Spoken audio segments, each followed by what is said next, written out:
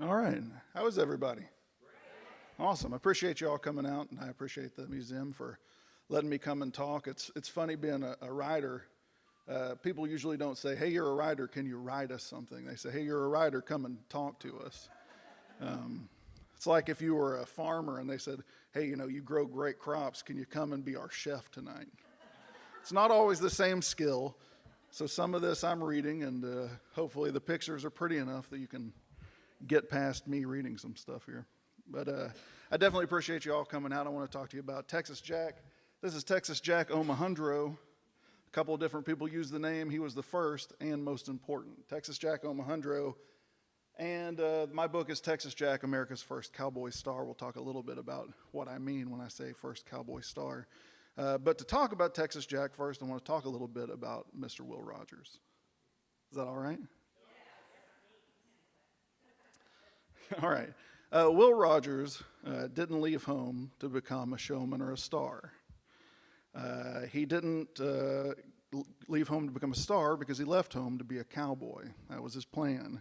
He didn't set out from his father's front door and head off to South Africa with dreams of bright lights and fame, because he didn't actually set out to try to go to South Africa at all. He had a plan in early 1902. Will and his friend Dick Paris decided they were going to try their luck as cowboys down in South America. So they came up with a plan, and they were going to head to Buenos Aires. And they thought the way to do this is that Will is going to sell his shares in the family cattle concern.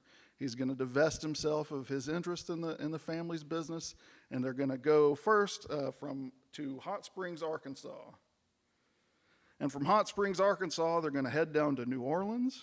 In New Orleans, they get on board a steamship, and they go back up to New York City. In New York City, they go to Southampton, England. Seems like an indirect route to me. From Southampton, England, they get on board a Royal Mail steamer that stops in the Cape Verde Islands, St. Vincent. It stops in Pernambuco and Rio de Janeiro, Brazil, and finally Montevideo, Uruguay, before it finally arrives in Buenos Aires 2.5 months after they left home. Dick Paris ends up leaving Argentina 19 days later. He did not cut it. But Will lasted a little bit longer. He made it to early August when he got on board a cargo ship that was packed with livestock bound for Durban, South Africa. In September, he wrote to his father from South Africa to let him know he was doing all right. He was working on a horse farm there. But by the end of November, he wrote again. And this time he said he was going to plan to drive some mules down to Ladysmith, South Africa. And when he got there, he was going to look for work. So on December 5th, Will Rogers walked onto the showgrounds of a Wild West show, wandering among the multicolored tents until he was finally directed by someone to the show's owner. The owner asked Will if he could do any bronco busting or any kind of rope tricks. And Will replied he thought he was a little bit better with the lasso than he was on the back of a horse. So the owner said, "Well, let's see what you can do." Will thought, "I'm going to start this simply." So he performed a trick called the crinoline. You all know what that is? That's where you take your lasso, you spin it over your head, and the loop gets wider and wider every time you twirl it. Well, before he could move on to the next trick, the owner of the show said, "You got a job." Will, of course, had seen these kind of tricks done before. He had gone up, actually was reminded of this by the great presentation we saw earlier, that Will had gone up to the Columbian Exposition in Chicago in 1896 with his dad to sell some livestock. And while he was there, they stopped at Buffalo Bill's Wild West show, which was set up outside the Columbian Exposition grounds. And he saw a guy named Vicente Oropesa, who was at the time considered the greatest lasso artist who'd ever lived. So this really had impressed, I actually need to go one more. That is Vicente Oropesa right there. This really impressed Will. When he got back home, he set himself to working on these lasso tricks, which is why he could do this when he got to South Africa to impress the show's owner. Well, Will wrote a letter home to tell his family about the shrewd move the owner made that day. And this is what he said. He said, "I'm going to tell you how I missed out making $250. The owner does a trick with a rope, the big whirl where he lets out all his rope around him, and he's been offering 50 pounds, that is $250, for anyone that could do it, and he's been offering it for 5 years outside America. Well, I went down to the show one morning on getting into town, right there where it was, and I seen him in the tent, and I asked him for a job. He asked me if I could rope a bit. So he sent for his rope, and I got into the ring, and the first thing I'd done was this trick, which is common at home now. Well, I didn't know anything of this 50 pounds he was offering, so he gave me a job, and now he won't offer that. And as I belong to the show, I can't get it. So it was my misfortune that I did not hear of it and then go to the show some night when he offered it and step down and do it. Then I would have got the 250. Rogers concludes his letter home to his dad in this story by saying, "Oh, but I was mad." Mad as he was, Will decided to stick with the show. He'd set off from home to earn his living as a cowboy, but the months and the miles had changed what he wanted out of life. In another later home he wrote a little bit later, he told his family about what he hoped to gain from that Wild West show and from that owner. "I'm going to learn things while I'm with him that will enable me to make my living in the world without making it by day labor." He'd already decided that the life of the working man was not really what he was after.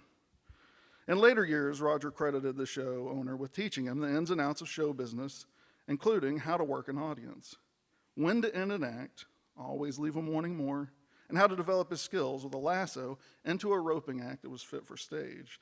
That owner gave Will Rogers a new job and a new name: the Cherokee Kid. The career of one of America's most enduring and endearing entertainers was born. Now, if this was a comic book movie, that's your origin story. Now, while I was telling you all that, did any of you think, well, that's weird. Why was there a Wild West show in South Africa, of all places? What about the fact that, if I tell you that when Will left South Africa, he didn't come back to America to star in Wild West shows. He went to Australia next and did Wild West shows there. To understand kind of how the profession of the cowboy, which started with relatively humble beginnings of guiding bovines from point A to point B, became a viable entertainment career. So to think about that, we kind of have to start at the beginning. That's a Wild West show, as it was when Will set out to join one. So for much of American history, it was actually an insult to call a man a cowboy. During the American Revolution, cowboys were British loyalists who stole cattle and oxen from local farmers, and then they delivered them to hungry British troops. There was a man named Claudius Smith, who was known as the Cowboy of the Ramapos, who was actually hung for his crimes in New York in 1779 after the state's governor offered a $1,200 reward for his capture. The word cowboy remained decidedly unflattering well after Will Rogers' birth in 1879. In the early 1880s, the San Francisco Examiner said that, quote, "Cowboys are the most reckless class of outlaws in the wild country, infinitely worse than the ordinary robber." This was the era of the Cowboys of Cochise County, a particularly ruthless band of cattle rustlers and outlaws operating near Tombstone, Arizona, whose criminal activities were eventually curtailed by the shootout at, or kind of near, the OK Corral, and by the subsequent Earp Vendetta ride. Now, our modern view of the cowboy has been shaped by time and by several factors. The mid-1880s saw the expansion of the cattle industry from Texas and out across the entire West. American businessmen and rich investors from England, Ireland, Scotland, and from the rest of Europe decided to fund ranches, cattle, and cowboys, which led to one of the biggest economic booms in history and laid the foundation for America's dominance of the world's economy, while simultaneously funding the development of cities and infrastructure across the West. Books like The Virginian by Owen Wister began to mythologize the cowboy, and literary giants from Zane Grey to Louis L'Amour followed. Hollywood gravitated to the cowboy and to Western stories from its earliest films well into the 20th century, and they're still making them today. The greatest actors of multiple generations starred in Westerns, from Tom Mix to Roy Rogers, John Wayne to Clint Eastwood, Jimmy Stewart to Burt Lancaster. The period following World War II was dominated by Western movies, and Western movies were dominated by cowboy stories. And the influence of the cowboy wasn't felt just in literature and films, but it actually got to America's halls of power as well. Theodore Roosevelt traveled west in 1884. After the dual loss of his mother and his wife, which actually happened on the same day, and that was Valentine's Day. If you ever thought you had a bad Valentine's Day, Teddy's was worse. Well, he traveled west to start a ranch just north of Medora, North Dakota. He was indelibly shaped by the cowboy's lifestyle and the cowboys that he had befriended there. When he returned in 1900 on a campaign swing with future President William McKinley, he told locals, I'd studied a lot about men and things before I saw you fellows, but it was only when I came here that I began to know anything or to measure men rightly. In his book, Cattle Kingdom, The Hidden History of the Cowboy West, author Christopher Knowlton says that it was Roosevelt's time as a cowboy that helped to shape and refine the New York City boy into the Western man. It was deliberately defining themselves as cowboys has actually helped a couple of people who tried to become president afterwards. This is a quote from Knowlton's book. He says, the rich city boy with Ivy League credentials would become the cowboy president. And he would not be the last politician to cultivate that image of rugged independence to improve his standing with the American public. Presidents Lyndon B. Johnson, Ronald Reagan, and George W. Bush similarly reshaped their public image. For Lyndon Johnson, the cowboy boots, the Stetson hat, the herd of registered Herefords made a tall, lanky kid from the rural hill country of Texas look like a respectable Western cattle baron. Ronald Reagan was a former lifeguard from Illinois who'd acted in B-movie westerns until he bought a Santa Barbara ranch and styled himself a 20th century cowboy. Ivy Leaguer George W. Bush, scion of a patrician family from Greenwich, Connecticut, with deep roots on Wall Street, donned cowboy boots, a cowboy hat, and a cowboy swagger to help shed his image as a spoiled rich preppy who had attended Andover, Yale, and Harvard business schools. Not surprisingly, the public persona of the cowboy proved more politically palatable and more marketable for each of these men than the one they'd been born with. So movies, books, and presidents have all played a part in redefining the cowboy. But nothing's had more of an influence on the popular perception of the cowboy than one man, and that man is Buffalo Bill Cody. Buffalo Bill started the first outdoor Wild West show, and from its inception, as Buffalo Bill and Dr. Carver's Rocky Mountain and Prairie exhibition in 1883, all the way up until Cody's death in 1917, there was no entertainment more prevalent or successful than Buffalo Bill's Wild West. The imagery and iconography of William F. Cody are indelibly tied to the profession of cowboy, though that is one of the rare jobs that Buffalo Bill, who was a showman, scout, buffalo hunter, soldier, teamster, hotel proprietor, and sometimes town planner, never held. In his book, Buffalo Bill's America, Louis Warren explains that Cody was, quote, an absentee ranch owner who was never a cowboy. But central to Cody's vision of the Wild West was what would become the defining icon of the Western man, the cowboy. For over 20 years, the last act of Cody's Wild West show was listed in the program like this. And you can see it at the bottom there. Attack on a settler's cabin by hostile Indians, repulsed by cowboys under the leadership of Buffalo Bill. With civilization at stake and the fate of the emblematic white family on the line, the group of heroes that rode to the rescue was not comprised of professional soldiers, but always of cowboys, led by Buffalo Bill. Now, when Cody, who had been a celebrated civilian scout for the military way before he ever took to the stage, when he rode towards engagements with hostile Sioux and Cheyenne on the plains of Nebraska and the hills of the Dakota Territory, which he did, but it was never in the company of cowboys. It was always with trained soldiers. So why did Bill Cody present the cowboy as the savior of the family, of the savior of civilization itself, from the threat of savagery in his shows? To answer that, we have to look at the man Buffalo Bill called, and this is a direct quote, Buffalo Bill called him one of my dearest and most intimate friends, and that man was Texas Jack Omohundro.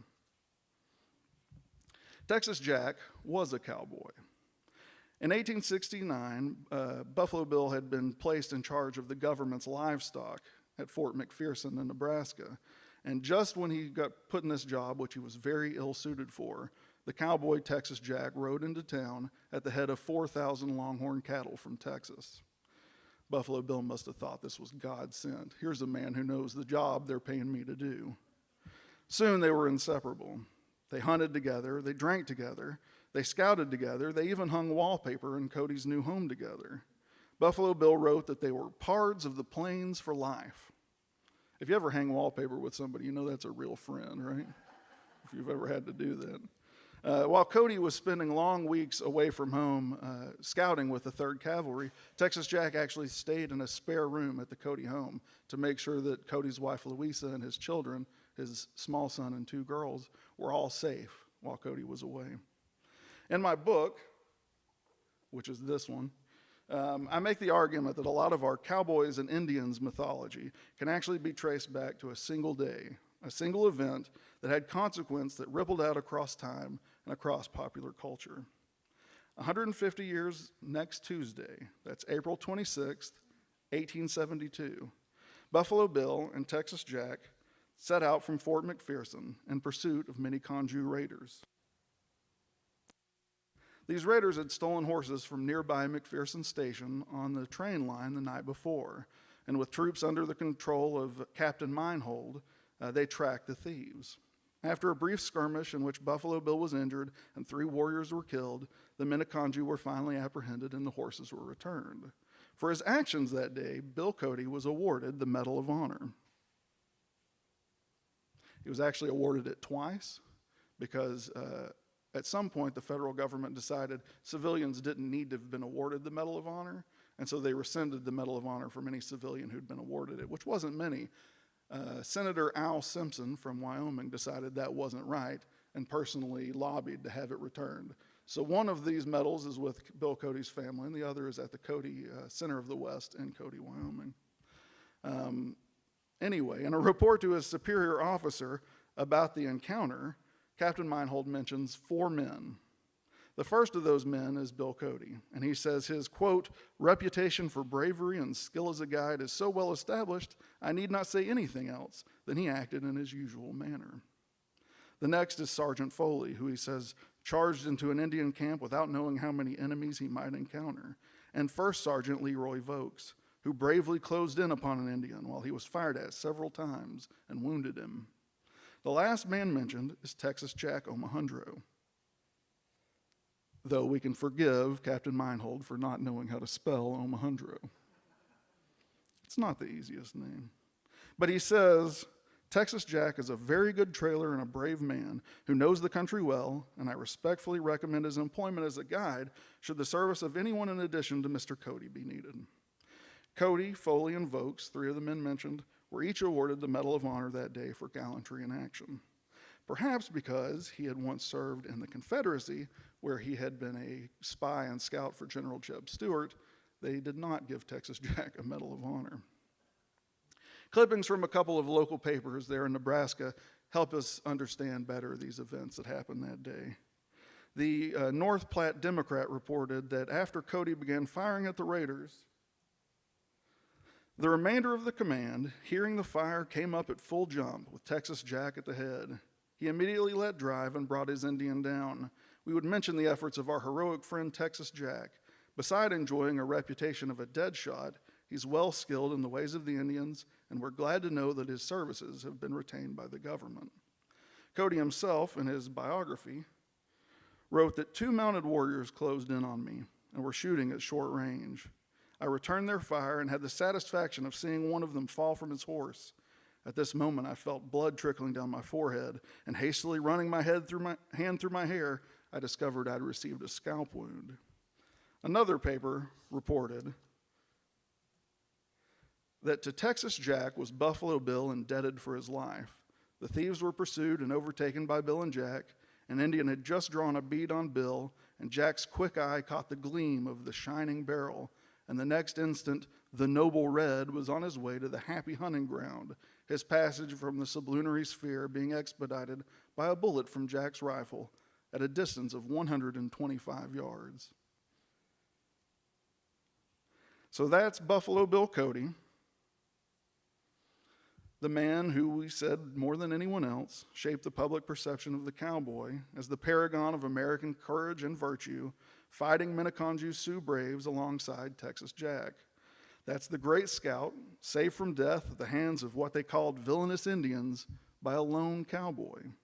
Tall and lean, a natural horseman, deadly accurate with his pistol and rifle, brave and loyal to a fault, this man would be all the things that Cody urged audiences to believe about the cowboys that he led to the rescue of embattled settlers in arenas across the world, as well as their counterparts working the ranges of the American West.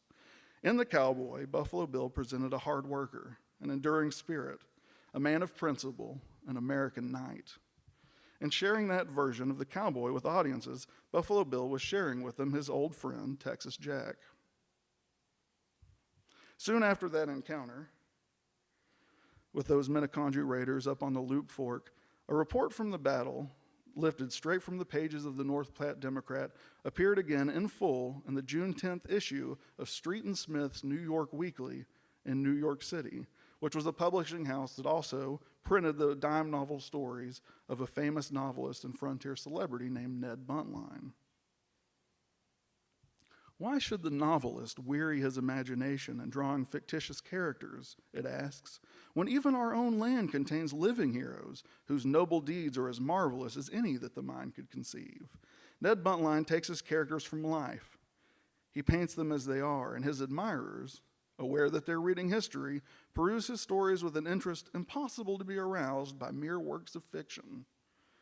So this article actually closes with a promise that says that Texas Jack, the hero of the Loop, is another story which Ned Buntline has promised to place in our hands in an early day. He's now hard at work upon it, and our readers will find that Texas Jack is a hero worthy of the esteem in which he is held by his comrade, Buffalo Bill.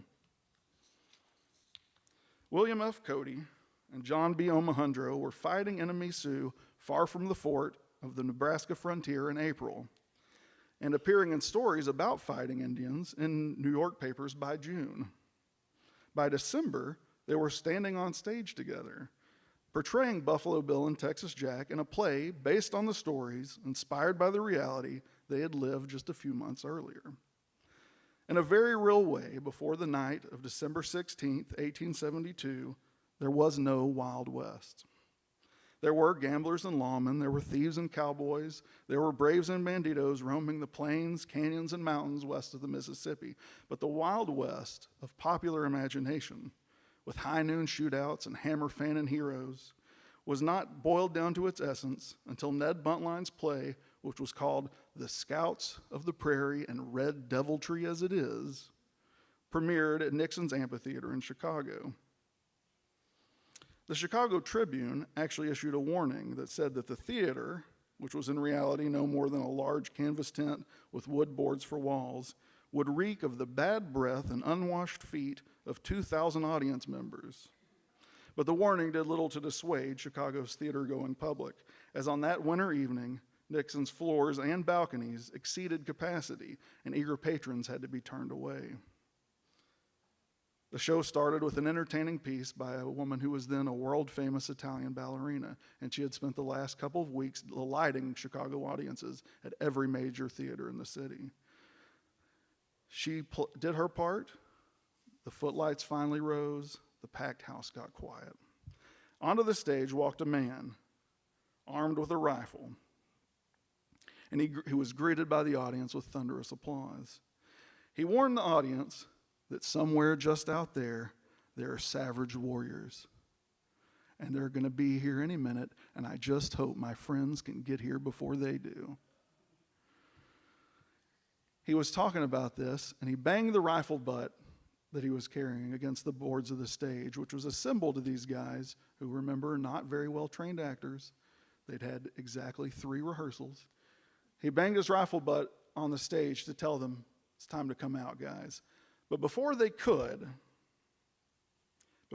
walk out from behind the curtain and get onto the stage, suddenly a man walked from the audience, came down the middle aisle, and jumped up on the stage. He was kind of stumbling a little bit, and he held out to the speaker a bottle. It was a whiskey bottle. Maybe he meant it as an offering, a new kind of bouquet for a new kind of show. After a moment of breathless suspense, the man on the stage grabbed him by his shirt and threw him back into the audience. He smashed a couple of stage lights actually on his way, and he landed in the orchestra pit. The man said, "Let any renegade paleface dare to cross this red line, and he shall thus feel the weight of my strong arm." The audience went nuts. As the applause started to quiet, an orchestra member finally retrieved the man from inside a contrabass where he had landed and handed him to a waiting police officer. The police officer dragged the guy out, and as that was happening, the man on stage warned his audience at length about the dangers of strong drink. Finishing the impromptu temperance lecture, he again banged the butt of his rifle onto the boards of the stage, and two men finally, nervously, joined him. They stood before a painted forest backdrop, all resplendent in fringed buckskins lined with fur. The next lines belonged to the tall and handsome man standing in the middle of the group, sitting in this picture, but standing on the stage. Maybe it was because of the interruption. Maybe it was because for the first time in his 26 years, his nerves finally got the better of him. But he stood there nervously. He looked out into the anxious crowd. It got quiet. Someone in the back of the room coughed. The silent moment stretched until the older and shorter man standing to his left finally spoke. He said, "Bill, have you been out buffalo hunting again?"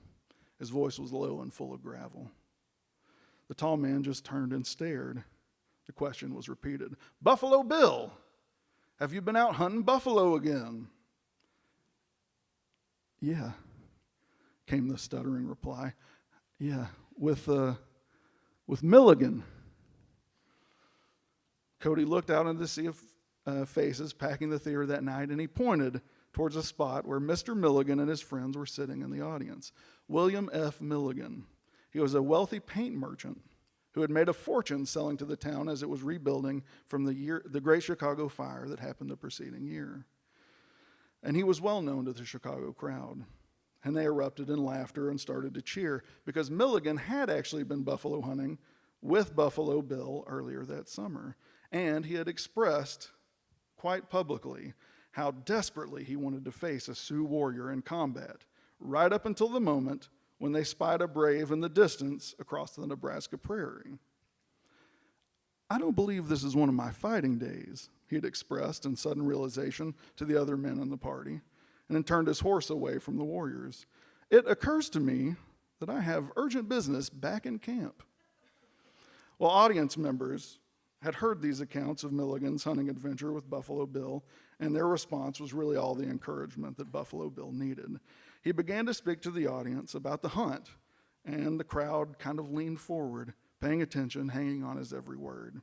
Because here was the scout that they had read about in the dime novel Buffalo Bill, King of the Bordermen, written by Ned Buntline, the man who was asking the questions and standing to his left. On Bill Cody's right stood the cowboy Texas Jack. He was wearing a wide-brimmed Stetson Boss of the Plains hat, a fringed buckskin jacket, pants tucked into tall black cavalry boots. These men had ridden into hostile territory together 8 short months earlier. They'd stalked buffalo and elk together within the last couple of weeks. Now they stood in the glaring calcium lights before a standing room only crowd. Now he had listened patiently to a couple minutes of Bill Cody's talk. And so, standing at Cody's right, he now let loose a blood-curdling war whoop, and he yelled, "Injuns!" And 10 Chicago actors, dressed as Indians, rushed onto the stage. So the 3 guys, the 3 buckskin-clad men on the stage, fired blanks from their pistols, vanquishing with haste the red threat to the thunderous applause of the audience. Nothing had gone right in the show this far. Not one line had been spoken correctly, but the audience had essentially given them 3 standing ovations. Cody's wife, Louisa Cody, later wrote in her memoir that it was at this moment that her husband, who again, he had been a Pony Express rider, He'd been a teamster, he'd been a soldier, he'd been a hunter, he'd been a scout. This was the moment, she said, he became a star. He was back at home now, with Texas Jack at his side, she wrote, pulling the triggers of his six-shooter until the stage was filled with smoke, and the hammers only clicked on exploded cartridges. They yelled, they shouted, they roared and banged away. Sounds like the formula for a good Western. That night, Texas Jack was as well known to the Chicago crowd as his partner on stage and trail, Buffalo Bill.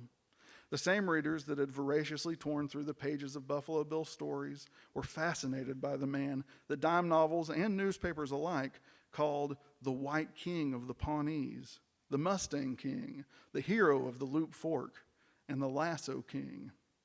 Unlike the name Buffalo Bill Cody, however, the name Texas Jack Omohundro has mostly faded into the depths of history. There's no Texas Jack, Center of the West. There's never been a movie about Texas Jack. There's not an NFL team named after him. But while John B. Omohundro's name isn't always spoken of in the same hushed tones as Buffalo Bill Cody or Wild Bill Hickok, his contribution to the lasting legacy of the American West remains indelibly woven into the popular idea of the Western hero. Loyal and brave to a fault, lasso and revolver in hand, Stetson pulled low, riding west into the setting sun. Though Buffalo Bill's famous cognomen graces the professional football team from Buffalo, New York, you knew they were named after him, right? In a very real way, without Texas Jack, there might not be a Dallas Cowboys. I mean, look, who copied who, really? While his friends, Buffalo Bill and Wild Bill, and this is him with them, there's Texas Jack, Buffalo Bill Cody, Wild Bill Hickok, while they were rendered iconic as the preeminent scout and lawman of the American West, Omohundro's legacy as the first cowboy on the American stage remains fundamental to the mythologized Western hero introduced to the world by Buffalo Bill and personified in stories of dime novelists Ned Buntline and Prentice Ingram, the books of guys like Zane Grey and Louis L'Amour, and the movies of guys like John Wayne or Clint Eastwood. If the idealized American man is the frontier cowboy, then the genesis of the American cowboy in popular culture is Texas Jack Omohundro. When he stood on stage with those men, thank you, Jack. When he stood on stage with those men, Texas Jack was the picture of the cowboy. His costume always included that ever-present Stetson boss of the plains, which would soon be universally referred to as the cowboy hat. Remember, Buffalo Bill was a scout. Have you ever heard a Stetson called a scout hat? No. Wild Bill was a lawman and a gambler. He was a great pistol shot. Have you ever heard the Stetson referred to as the marshal's hat or the lawman's hat? No, it's the cowboy hat. He always wore his tall black cavalry boots. The fringed buckskin jacket always opened to reveal the Lone Star of Texas emblazoned on his shirt. He carried his lasso, his rifle, his revolver, and always his bowie knife, prepared for any danger that might come his way. And more often than not, that danger took the form of hostile Indian warriors. These kind of stage encounters, Texas Jack locked into deadly combat against a tomahawk-wielding brave, struggling to save the life of his best friend Buffalo Bill, proved so captivating that they spawned the Cowboys and Indians backyard games of generations. Because the idea of cowboys fighting Indians on the outskirts of civilization is so firmly ingrained into the collective conscience that it seems cliched. But the reality of the cowboy stands in stark contrast with romantic depictions in stories and movies, which you know if you've ever done any cowboy work. By the time of the big Texas cattle drives of the late 1860s, herders meticulously avoided conflict with native tribes. And this was despite the fact that there had already been a decimation of native populations between the cattle ranches of Texas and the rail towns of Kansas by disease and the relegation of Native Americans to reservations. Ranch owners entrusted their cowboys with the care of their valuable stock. Ensuring the value of these charges during transportations really made cowboys more akin to modern truck drivers than leather-clad knights. Cattle drives along the Chisholm Trail, the Goodnight Loving Trail, and all the others lasted only from the end of the Civil War in 1866 until around the mid-1890s, when a combination of rail lines and hundreds of miles of barbed wire fence rendered the job of trail-driving cowboy obsolete. During the scant 30 years of cowboy primacy, it was swift streams swollen by rain, lightning, and falls from horseback and disease that accounted for the majority of cowboy deaths. A cowboy was more likely to draw his gun on a farmer than on a card cheat across the town square at high noon. He was more likely to fire his rifle at a coyote than a Comanche brave. Dust and tedium were the rule of a cowboy's work, as was enduring the worst of conditions to ensure top dollar for beef. Unlike the fiction, the real cowboy's life was far from romantic. Lon Taylor, in his book, wrote that by all rights he should have joined the hunters of Kentucky, the whalers, the flatboatmen, the plainsmen, and all the other American types who briefly caught the popular imagination, were popularized on the stage and in song, and were then forgotten. But the open-range cowboy was never forgotten. Well, the reason that the cowboy endured while all those other professions were forgotten is that after the death, the untimely death at the age of 33, of his cowboy friend Texas Jack in 1880, Buffalo Bill Cody refused to let the public forget. Where once a lone cowboy rode with Buffalo Bill across the prairies of Nebraska, now hundreds of cowboys followed his charge in the spectacle of the Wild West. Where once there had been a single cowboy standing on stage twirling his lasso, now a legion of men demonstrated cowboy skills for audiences worldwide. Not content to show them the embodiment of his cowboy friend, Buffalo Bill ensured that Texas Jack's experience as a cowboy was also enshrined in show programs that he handed out to millions of men, women, and children when they visited the Wild West show and stops in cities across America and throughout Europe. From its inaugural show in 1883, and in long stands at New York's Madison Square Garden in 1886, at Queen Victoria's 1887 Diamond Jubilee in London, and at Chicago's Columbian Exposition in 1893, where it is very likely that Will Rogers got one of these programs as they were handing them out to everyone that came in, the Wild West Show's programs contained a section simply titled The Cowboy, written by Texas Jack in the summer of 1877. The Cowboy, began the piece that introduced the profession to all of these eager spectators. How often spoken of, how falsely imagined, how greatly despised where not known, and how little understood. I've been there considerable. With depictions of stampedes and storms, cowboys singing to restless steers at night, and cow scents, Omohundro describes a profession requiring the patience of Job, but peopled by ambitious, adventurous, and rebellious young men who he says are, quote, taught at school to admire the deceased little Georgie Washington in exploring adventures, though maybe not equaling him in cherry tree goodness. How many of these brave cowboys never finish, he wonders in conclusion, but mark the trail with their silent graves? No one can tell. But when Gabriel toots his horn, the Chisholm Trail will swarm with cowboys. Howsomever, we'll all be there, let's hope, for a happy trip when we say to this planet, adios. Sounds like something a cowboy would say, because it was.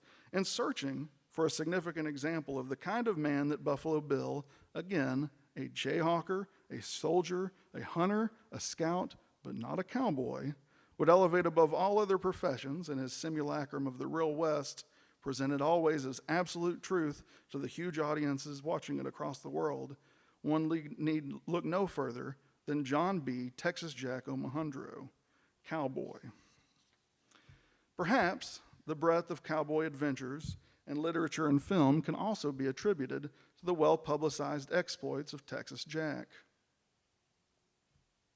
Years before Sitting Bull and his Lakota warriors could travel with the Wild West Show, Texas Jack led the Pawnee on their annual summer buffalo hunt, and later invited to his touring company a man named Donald McKay, who was a Cayuse native who'd served as a scout during the Modoc War of 1873. He also invited along Donald's daughter, Minnie. They both toured with Texas Jack years before Buffalo Bill included actual natives in his show. Before Cody's show sat at the entrance to the 93 World Columbian Exposition in Chicago, Texas Jack set up a Western-themed hotel, saloon, and shooting gallery at the 1876 Philadelphia Centennial. Before Bill Cody and Dr. Carver launched the Wild West Show in 1883, Texas Jack and Dr. Carver displayed their skills with rifle, pistol, and bow and arrow at a series of exhibitions in 1878. This was actually Dr. Carver's tour, and he got very mad at newspapers because they always printed Texas Jack's name bigger. And he said, "These are my shows, and my name should be big." And they said, "Yeah, but he's Texas Jack."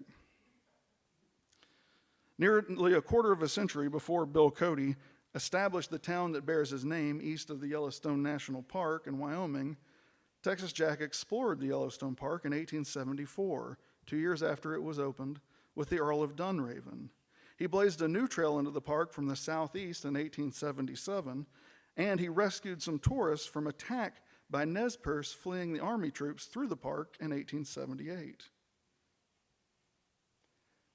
It's not a great picture, but it was taken in 1878. That is Texas Jack, second from the left, standing. The three people there were actually rescued by he and his party after, that's a woman, her brother, and her younger sister. The woman's husband was shot and left for dead. At this time, when they took this picture, they actually believe he had been killed. He crawled his way to safety over the course of 14 days after being shot once in the leg and once in the head. Crawled into camp 2 weeks later, and everyone was surprised he was alive when he crawled into camp and said, "Does anybody have any coffee?" Better than I would be after all that time. In 1873, Texas Jack had married his beautiful co-star, the peerless Giuseppina Morlacci, the Italian prima ballerina who was then the most famous dancer in the world, as she introduced the can-can to America in 1868. Texas Jack led Western hunts for aristocrats like the Irish Earl of Dunraven, Sir John Ray Reed of England, and Count Otto Frank von Liechtenstein of Germany, all significant figures in the coming boom of the American cattle industry. He scouted for General Terry in pursuit of Crazy Horse and Sitting Bull in the aftermath of Custer's defeat at Little Bighorn or Greasy Grass. He surprised Thomas Edison one night in a Wyoming hotel when he shot a weather vane on a train station from Edison's hotel window to prove he was, quote, "the boss pistol shot of the West." If the life of the average cowboy was trail dust and tedium, Texas Jack's was never short on excitement and adventure. It's little wonder it took scores of cowboys to replace this one man in Buffalo Bill's show. In his book, Louis Warren writes that William Cody seldom spoke of death or of people who had died. In all his correspondence, there's barely a mention of any deceased friends or acquaintances. He wrote no poignant words about Wild Bill Hickok, Sitting Bull, or Nate Salisbury. No matter how tragic their deaths, he seldom spoke of the loss. But Buffalo Bill did write multiple dime novels about his cowboy friend Texas Jack. And in 1908, which was 28 years after Omohundro's death, Cody assembled the entire cast and crew of the Wild West at Leadville, Colorado's Evergreen Cemetery, where Jack was buried. There he delivered an impassioned eulogy. For a man he called, "one of my dearest and most intimate friends, one of the original Texas cowboys back when life on the plains was a hardship and a trying duty." Cody then purchased the permanent gravestone that today marks the final resting place of Texas Jack. And nearly a decade later, on January 6th, 1917, Buffalo Bill rode through Leadville for the final time on a return visit from Glenwood Springs to Denver. He was too weak to leave his train car, but he sat up in bed when they told him he was in Leadville and told his daughter about the grave of Texas Jack, his old friend and partner. 4 days later, Buffalo Bill was dead.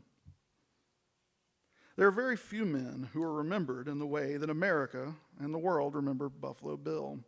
Though America largely forgot about Texas Jack Omohundro, the cowboy who first popularized the profession, the cowboy whose descriptions on his life and the open range spoke from those programs handed out at each stop of Buffalo Bill's Wild West, the cowboy who saved Buffalo Bill's life. America remembered the names of the legendary lawmen and the outlaws, of the braves and the bandits and the soldiers and the scouts, but it forgot the name of its most important open-range cowboy. America forgot, but Buffalo Bill remembered. And because Buffalo Bill remembered Texas Jack, the world still remembers the cowboy. But Texas Jack's impact on the popular culture version of the cowboy isn't just limited to his relationship with Buffalo Bill. In that eulogy that Cody gave at the grave of Texas Jack, he says that, quote, after the war, this is the Civil War, Texas Jack drifted westward and located in Texas, where he took up the hazardous work of the cowboy. He was one of the original Texas cowboys when life on the plains was a hardship and a trying duty. When they began to drive the cattle to the northern country, he engaged in that occupation. He followed the herds northward and returned after each trip for another herd. Finally, he located at North Platte, Nebraska, and it was there that I first met him. He was an expert trailer and a scout. I soon recognized this, and I tried to secure his appointment in the United States service, but the authorities were unwilling to hire discharged Confederate scouts, so I had to take the matter to the Secretary of War. After much persuasion, I was given permission to hire him. In this capacity, I learned to know him and to respect his bravery and ability. He was a whole-souled, brave, generous, and good-hearted man. Later, he and I went east to go into the show business. He was the first to do a lasso act upon the stage. So Texas Jack, in popularizing his profession and in becoming America's first cowboy star, introduced the very tool that Will Rogers would utilize to make his entrance into show business 30 years later.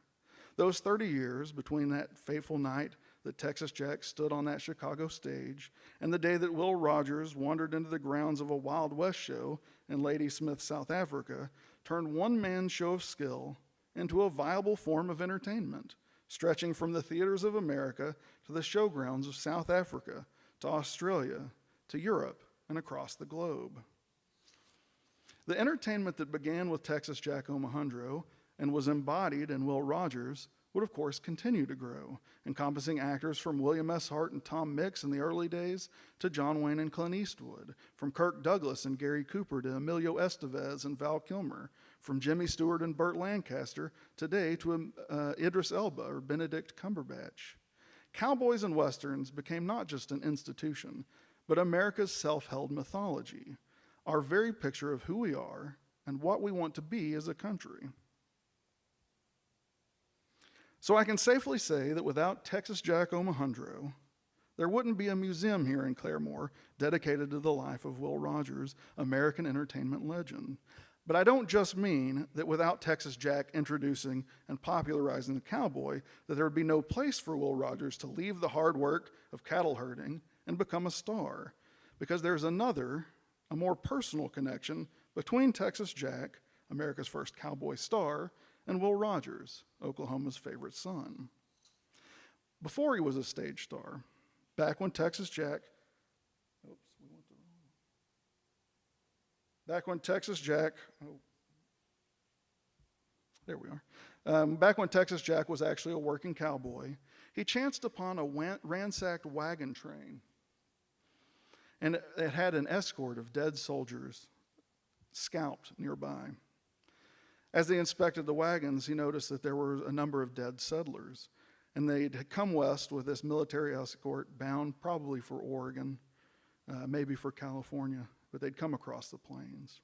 Texas Jack followed the trail for a while to see where it went, and then he rode back to the nearest fort and got some of the soldiers there to come with him.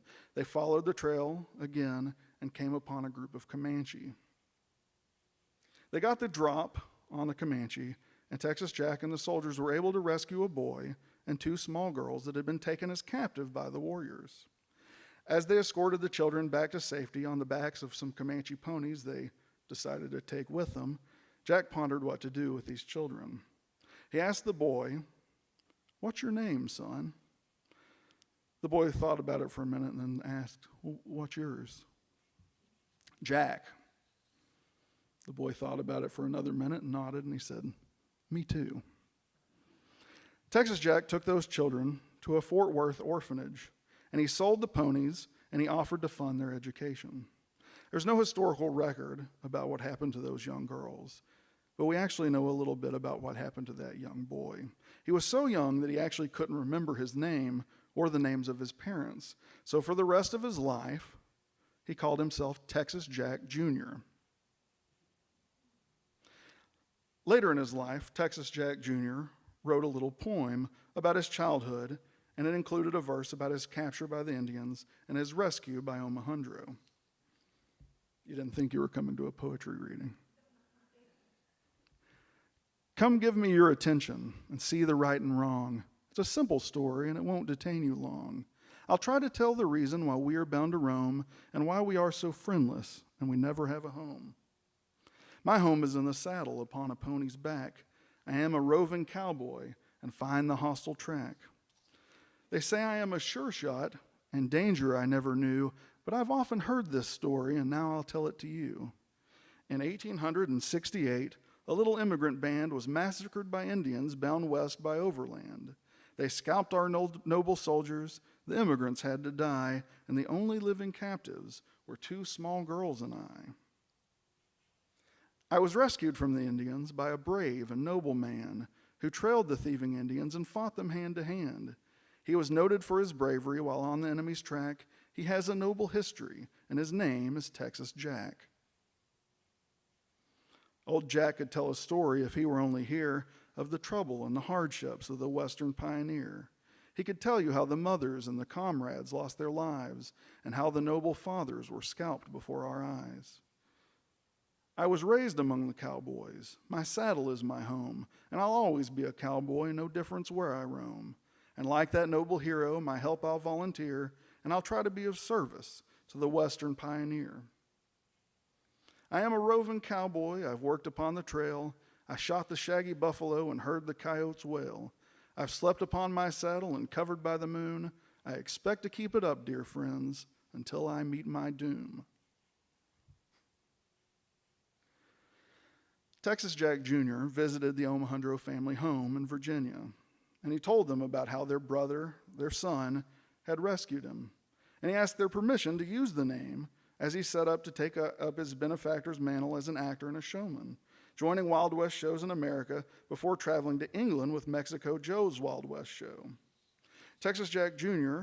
starred as Frederick Russell Burnham, American Chief of Scouts, in an early British film called Major Wilson's Last Stand, which depicted battles between the British South Africa Company and native Ndebele warriors in present-day Zimbabwe.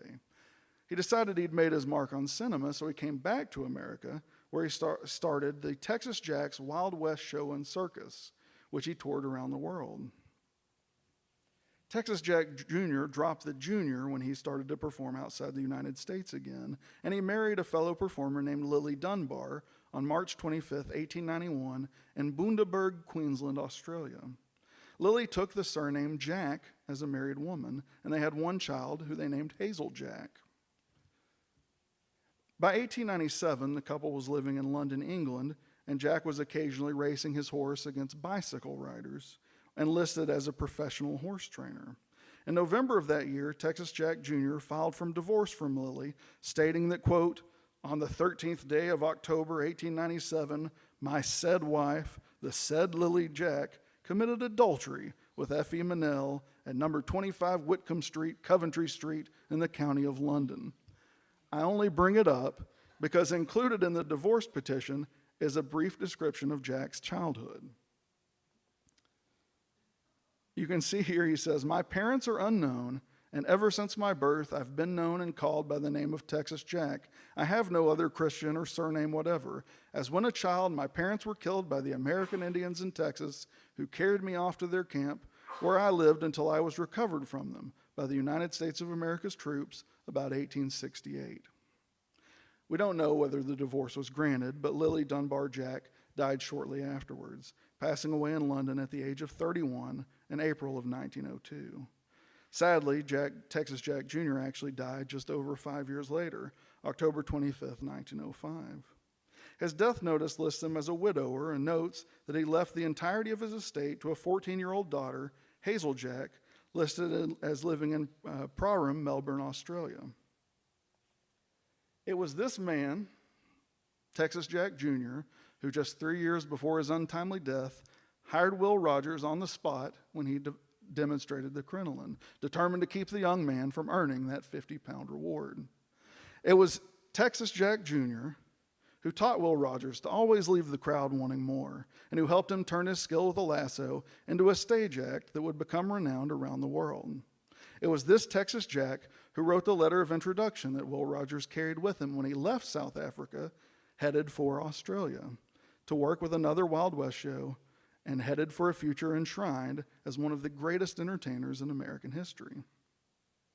That letter, which Will Rogers actually kept for the rest of his life, reads as follows. I have the very great pleasure in recommending Mr. W.P. Rogers, the Cherokee Kid, to circus proprietors. He's performed with me during my present South African trip, and I consider him to be the champion trick rough rider and lasso thrower of the world. He is sober, industrious, hard-working at all times, and is always to be relied on. I shall be very pleased to give him an engagement at any time, should he wish to return. Signed, Texas Jack. When Will Rogers left home, he didn't set out to become a showman. He set out to be a cowboy. He became a showman when he demonstrated his skill with a lasso, demonstrated to a man who had been rescued by and now used the name of Texas Jack, the first cowboy who didn't set out to become a showman, but became one anyway. The line of cowboy performers extends in a direct line from Texas Jack Omohundro, the first famous cowboy and America's first cowboy star, to Texas Jack Jr., rescued on the plains as a young child and eager to take up his namesake's mantle as a showman and a cowboy performer, and then to Will Rogers, who took up the lasso and made it his own, endearing himself and the profession to a new generation of Americans.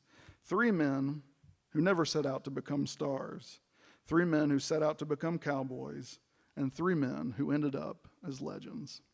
Thank you very much.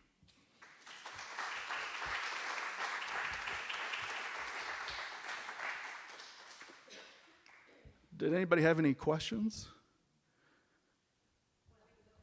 Oh, I guess let's there's a microphone, because I think there's people that may be watching on the internet, and they want to hear the question.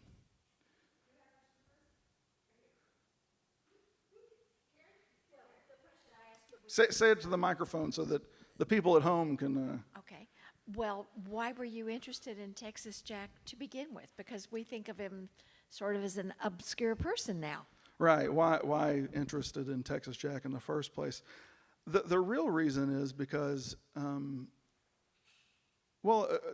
there's a couple reasons. The first one was, at some point, my family traveled out west a lot when I was younger, and we'd stop at big museums like this one or the Center of the West in Cody, Wyoming, but also at some small ones. And a lot of regional history museums are mostly just collections of like old farm tools that somebody left to the museum and now no one knows where to put.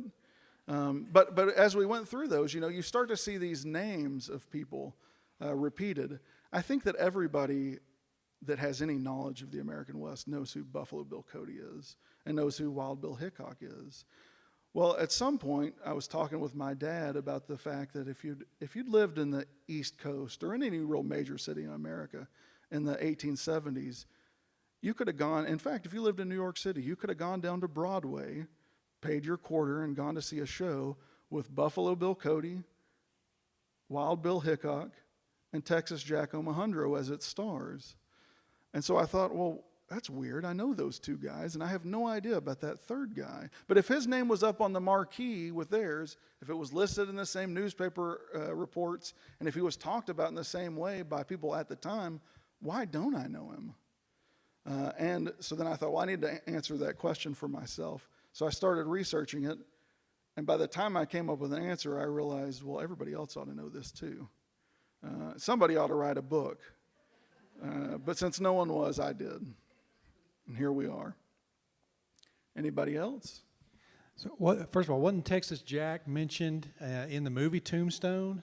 So, yeah, here's what you end up with. The first Texas Jack is Texas Jack Omohundro. When Texas Jack died, the name Texas Jack kind of became a stand-in for Wild West type. At the time, there are advertisements for Smith & Wesson and Colt revolvers that say, come get your Texas Jack gun. Or advertisements for Stetson-style hats that say, "Come get your Texas Jack hat." When a guy named John Vermillion came out west and ended up kind of caught up in the stuff that was going on in Cochise County, Arizona, he didn't have a nickname, and so they just kind of referred to him as Texas Jack because it was just a good name for a Western guy. When they asked him, "Why do they call you Texas Jack?" he said, "Well, because I'm from Virginia," because that's where Texas Jack Omohundro had been from. Since then, people forgot that, and they just assumed there's a Texas Jack. There's actually 4 or 5 different guys with increasing or decreasing levels of fame that kind of use the name. But he was the first. And where did you find most of your information on Texas Jack? Sadly, Texas Jack died in Leadville, Colorado, and he was very far away from his home. He was living at the time in Massachusetts with his wife. So if there were any documents, anything he had on him, they didn't survive. He and his wife never had children, so they had no one to pass on anything to. So there's no diaries, letters, collections of stuff. So most of my information is researching what had already been written, and then trying to prove or debunk that against newspaper articles and contemporary accounts at the time. Thankfully, it is now very easy to get old newspaper material archived on the internet. I can only imagine, there was actually a book about Texas Jack in the 50s called Buckskin and Satin. And sometimes I think it doesn't have as much information as I do, but anything he wanted to find out, Herschel Logan was the author. Anything he wanted to find out, he had to, get in his car and drive to, Nebraska to hope that the little library there had kept a newspaper, and maybe they did and maybe they didn't, and maybe they kept one and the next 7 are gone, whereas I can just type it into a search, and if it isn't there, I move on with my life. His commitment was a lot more than mine. But most of it is newspapers and articles from the time. Although I will say some of those newspapers just accepted anything as truth. There's a whole chapter in my book where I talk about it. Remember, I told you that he rescued some tourists in the Yellowstone Park from Nez Perce Indians. Well, when that happened, one of the guys that was around immediately left and went to Sioux City and told a newspaper there that Texas Jack was a coward, and when the fight started, Texas Jack had run, and he told all this stuff. And the only reason I know that that's not true is because there was a diary written by one of the people that Texas Jack rescued that said, "Texas Jack rescued us." But also because Texas Jack apparently read that article in the Sioux City newspaper and walked into the office of the New York Sun, slammed it down and said, "Let me tell you what really happened, write this down word for word," and they did by saying, "He's slamming his fist on the desk and we're going to do what he says." So he got to say his piece too. But it's just because there's access to all that now, thankfully. Anything else? Any other?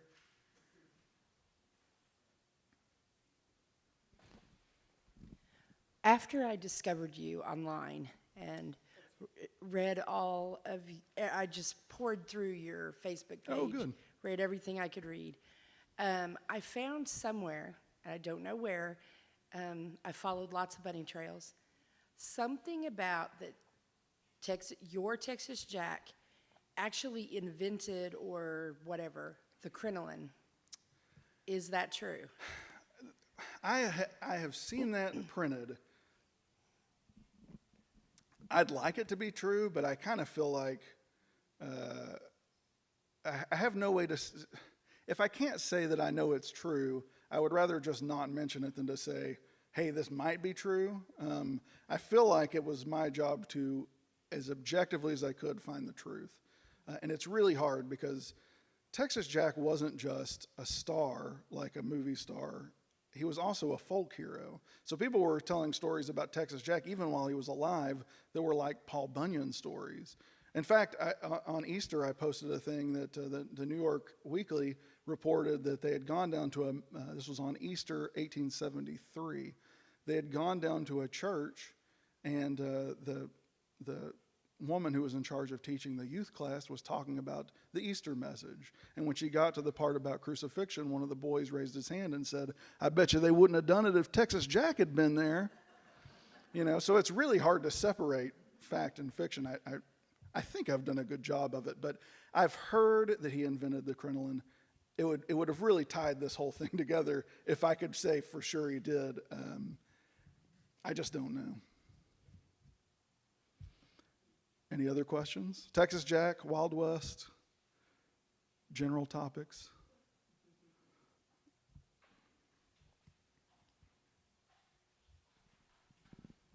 You said Texas Jack died at an early age. What did he die from? Was it natural causes? It or- was. He did not die with his boots on, as you say. The likelihood is that Texas Jack had been dealing with tuberculosis for a little while. His mom had died of tuberculosis at a relatively young age. She actually died while he was away fighting in the Civil War. And it had been an ongoing problem within the family. And there's newspaper reports that say within the year or two before he died, every once in a while you'll see one that says, you know, he's lost the raven luster of his hair, or Texas Jack fell ill after this show or whatever. And tying together that kind of preponderance of evidence, what I think happened is he had tuberculosis. He was already a pretty heavy drinker, as a lot of the kind of authentic plainsmen of the time were. He was a heavy smoker. He'd come from a plantation in Virginia. He'd been smoking his whole life.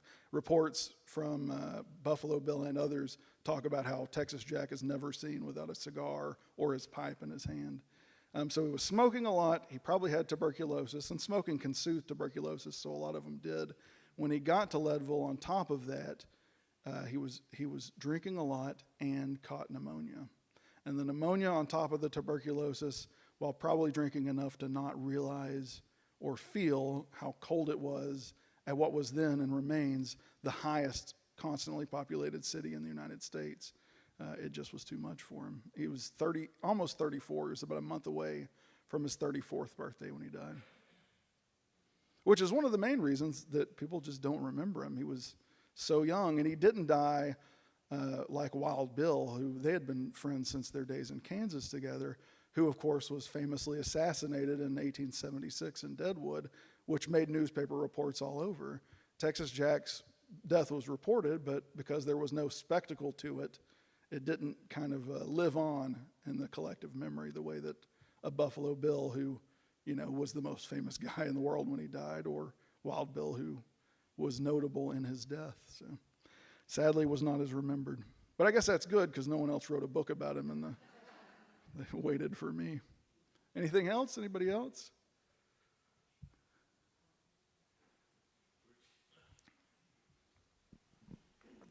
Thank you, ma'am. What cemetery in Leadville is Texas Jack buried? He is in the Evergreen Cemetery.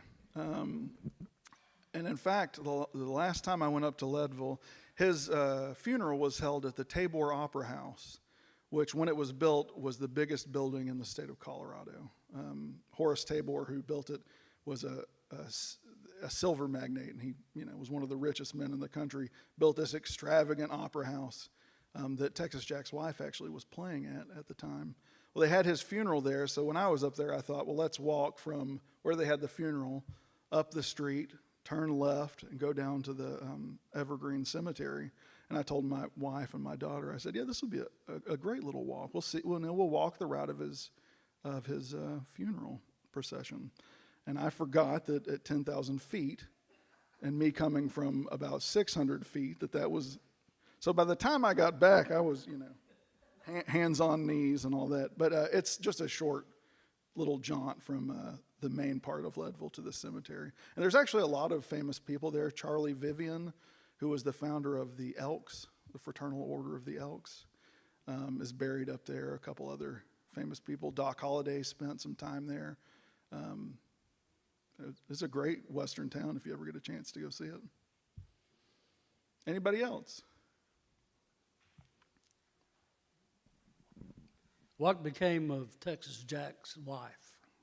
Oh, yeah. So Texas Jack's wife was Giuseppina Morlacci.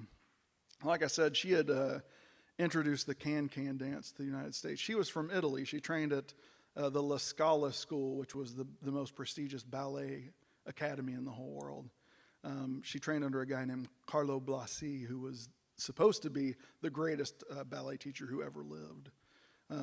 She was kind of a child prodigy. By the time she was a teenager, she was appearing all throughout Europe. She had gone to Paris, where she picked up this nickname, the Peerless, which is how newspapers are. Newspapers always called her the Peerless Morlacci. She was one of the few, one of the earliest celebrities that had the one name recognition. She had it before anybody else. And when she came to the United States, she was already so famous as a dancer that the guy that brought her had this idea that he would insure her legs for $100,000. This is 1868 money. He insured her legs for $100,000, and newspapers said her legs were now worth more than Kentucky. Well, she lived only a few years after Texas Jack died. She, by all accounts, was just heartbroken. Some of the reports say that she retired from the stage immediately. She actually played a few shows on the way back home.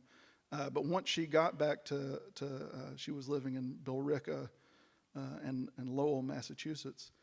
She basically just retired from public life. She had the money. She didn't have to do anything anymore. She did spend time. She would offer her skill. She would train. Lowell, Massachusetts was a mill town. Most of the textiles from the Northeast came from Lowell. And the girls that worked in these mills were being paid nothing. Well, she offered free ballet lessons to these women and their daughters if they wanted them. So she spent about 6 years after Texas Jack died just doing that. She occasionally got offered exorbitant amounts of money to come back to the New York stage and perform again, but she always turned it down. Her sister died her sister was the only other relative she had nearby, died in 1885, and she died the next year of stomach cancer. She's buried at St. Patrick's Cemetery in Lowell, and I always think it's sad that she's buried in Massachusetts and Texas Jack is in Leadville. I don't know which should be at the other place, but it feels sad they're not together somehow. Anything else? I could keep doing this. Well, I appreciate it, and again, I would really like to thank the museum for the opportunity to come do this. Most of the time, it's just me telling this to my wife, and she's like, "I've heard it before." My family has been amazingly tolerant of Texas Jack anecdotes. I know you're thinking, "Oh God, I could listen to that guy for 2 or 3 more hours." Well, they've been with me for all these years, so. But I appreciate it. Thank you very much for coming, and thank you for your support.